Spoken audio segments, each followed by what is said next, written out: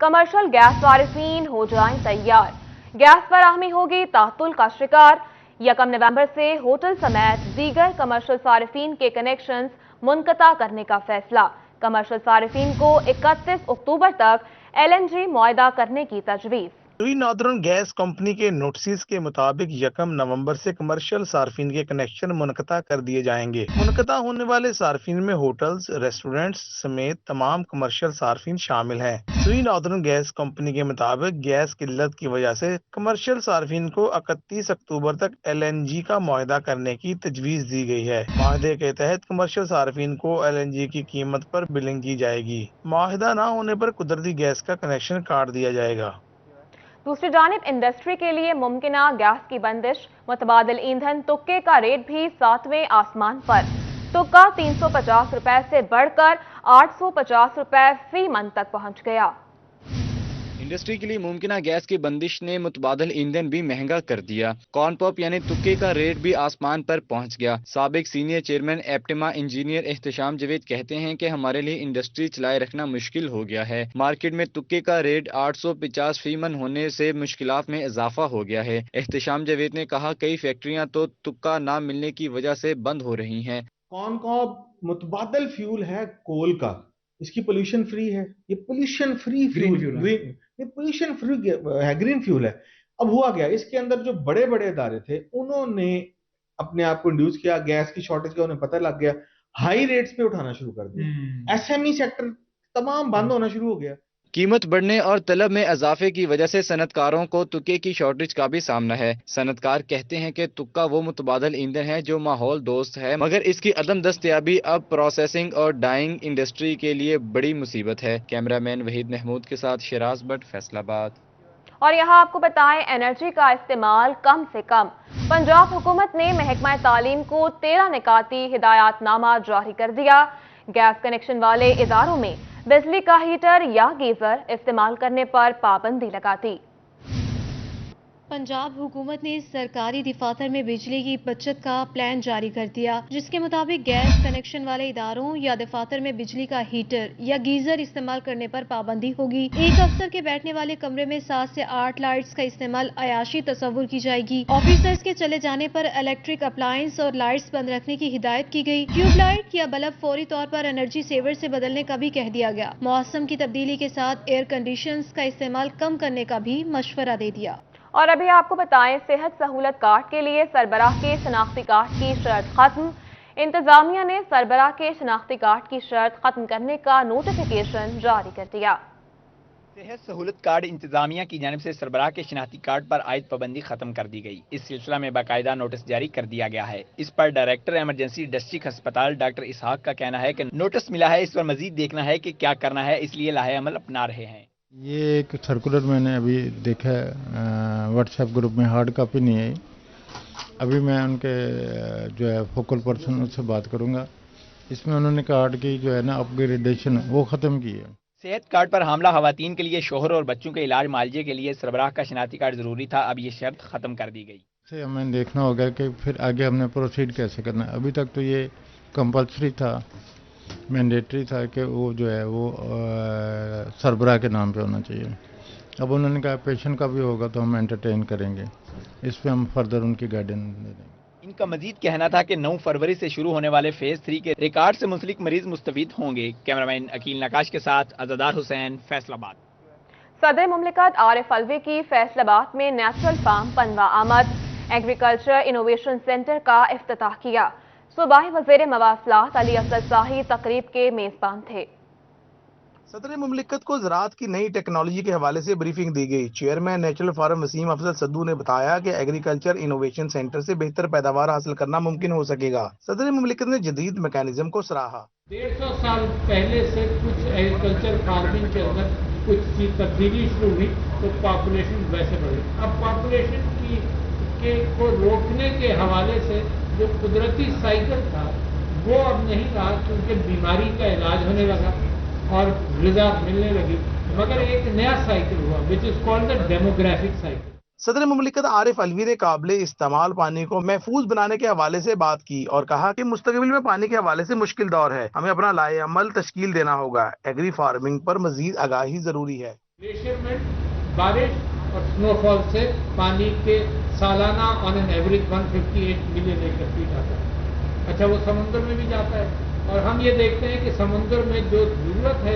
कुछ ना कुछ एनवायरनमेंट के एतबार से जरूर जाएगा। इस पर बहस है सिंध में कि अगर ज्यादा पानी रोक लिया जाए तो सिंध का बहुत बड़ा एरिया जो है वो डिस्ट्रिक्ट के अंदर समुद्र का पानी एनक्रोच करने लगता है। तकरीब में सूबाई वजीर ज़राअत हुसैन जहानिया गर्देजी, MPA मलक उमर फारूक, डॉक्टर निसार अहमद जट, नदीम आफ्ताब सिंधु, रऊफ सिकंदर आजम, असलम भली, ज़िया अलमदार हुसैन ने शिरकत की। साबिक स्पीकर पंजाब असम्बली अफजल शाही, जुनैद अफजल शाही, कमिश्नर शाहिद नियाज, डिप्टी कमिश्नर इमरान हामिद शेख समेत ज़री इंतजामिया के अफसरान भी शरीक हुए। कैमरा टीम और साथी रिपोर्टर वकास बेग के हमरा अब्दुर्रहमान, सिटी 41 फैसलाबाद। दूसरी जानिब जमीयत उलमा इस्लाम के सरबराह मौलाना फजलुर रहमान की फैसलाबाद आमद नायब अमीर मुजीब दुम्मड़ की रिहाइशगाह पर मुकामी ओहदेदारों और रहनुमाओं से मुलाकात की। चिन्योट में मीडिया से गुफ्तगू करते हुए सरबराह JUI मौलाना फजलुर रहमान ने कहा, इदारे उस वक्त मैदान में उतरते जब किसी के किरदार और हरकत से रियासत को खतरा हो। इदारे इतने मजबूर क्यों हुए कि इन्हें प्रेस कॉन्फ्रेंस करना पड़ी। उन्होंने कहा, इमरान खान से बड़े मिलियन मार्च और आजादी मार्च किए हैं। 15 दिन इस्लामाबाद में रुके रहे। हम भी रियासत और इदारों पर तनकीद करते थे कि वो जानिबदार हैं, लेकिन हमारे किसी तर्ज अमल से रियासत को किसी किस्म का कोई खतरा महसूस नहीं हुआ। इससे कई गुना बड़े मिलियन मार्च हमने किए हैं, आज़ादी मार्च किया है। इस्लामाबाद में हम 15 दिन रुके हैं। उस वक्त रियासत पर हम तनकीद भी करते थे, उनके इदारों पर भी तनकीद करते थे कि वो जानिबदार हैं वगैरह वगैरह जो भी होता था, लेकिन हमारे किसी तर्ज अमल से रियासत को किसी किस्म का कोई खतरा महसूस नहीं हुआ। आज क्या हो गया?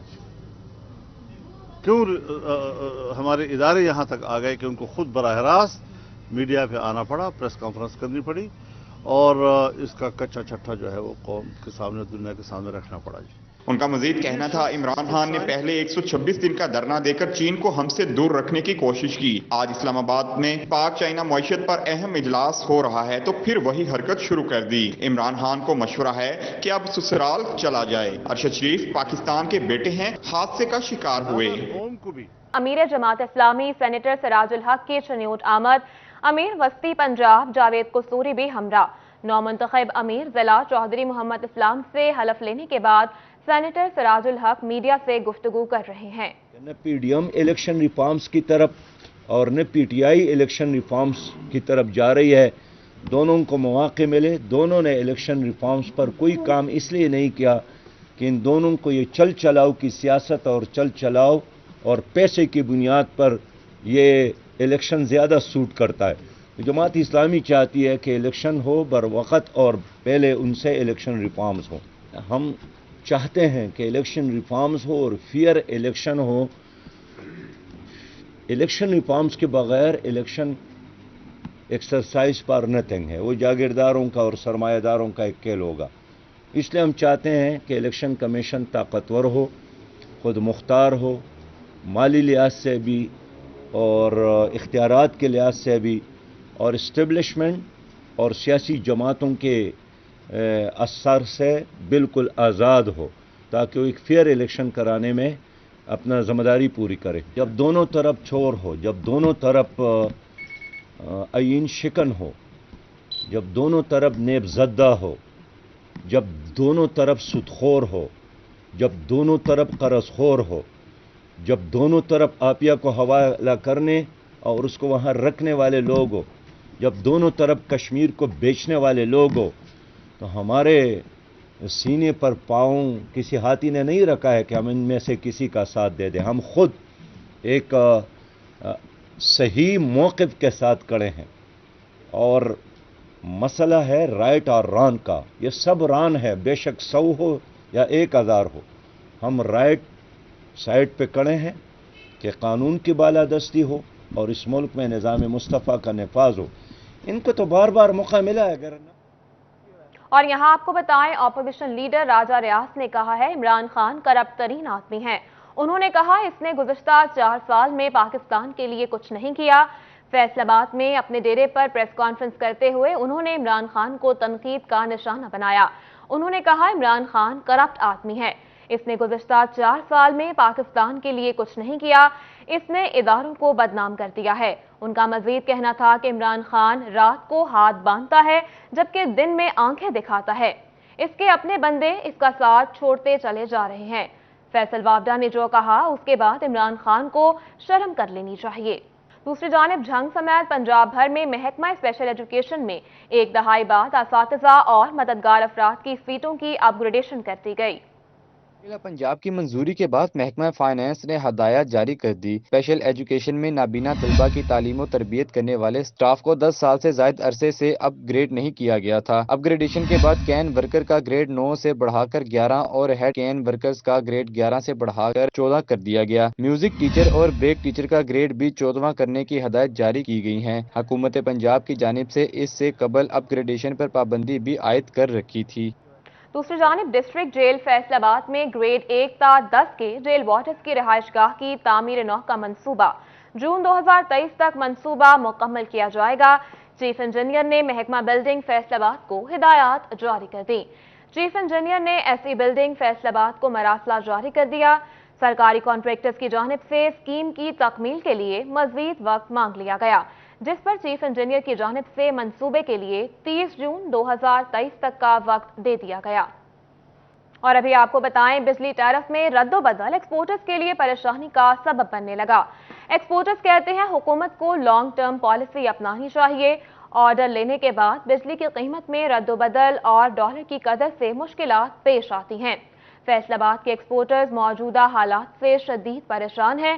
ایکسپورٹرز کی جانب سے حکومتی پالیسیاں جلد از جلد بہتر کرنے کا مطالبہ کیا گیا ہے۔ معروف ایکسپورٹر جاوید اختر کہتے ہیں ایکسپورٹ سیکٹر اس وقت مشکلات کا شکار ہے۔ ایکسپورٹرز جب انٹرنیشنل آرڈرز لیتے ہیں تو اس میں 3 ماہ کا کانٹریکٹ کیا جاتا ہے، مگر یہاں بجلی کے ٹیرف 1 ماہ بعد ہی بڑھا دیے جاتے ہیں، جس سے ایکسپورٹرز کو نقصان ہوتا ہے۔ ڈالر کی قیمت کم یا زیادہ ہونے سے بھی ایکسپورٹرز کو پریشانی کا سامنا رہتا ہے۔ اور ابھی آپ کو بتائیں گنے کے کرشنگ سیزن کا آغاز 10 نومبر سے متوقع ہے۔ محکمہ زراعت نے گنے کے سیمپلز لیبارٹریز بھجوا دیے۔ شوگر ملز نے کرشنگ سیزن میں تاخیر کی وجہ گنے کی فصل تیار نہ ہونے کو قرار دیا تھا۔ جھنگ سمیت پنجاب بھر میں کرشنگ سیزن کے آغاز کے لیے بڑی پیش رفت ہوئی ہے۔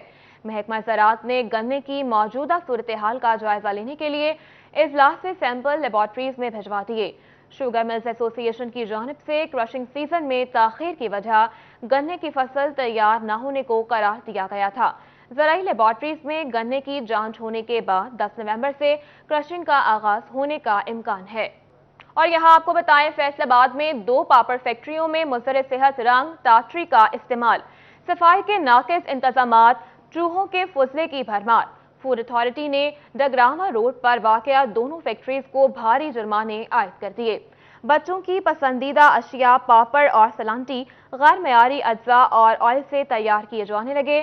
Deputy director operations food authority Faisal آباد کا کہنا ہے کہ 2 ٹیمز نے ڈگراواں روڈ فیصل آباد پر واقع 2 پاپڑ فیکٹریوں پر چھاپے مارے، جہاں ہدایات پر عمل درآمد نہیں کیا جا رہا تھا۔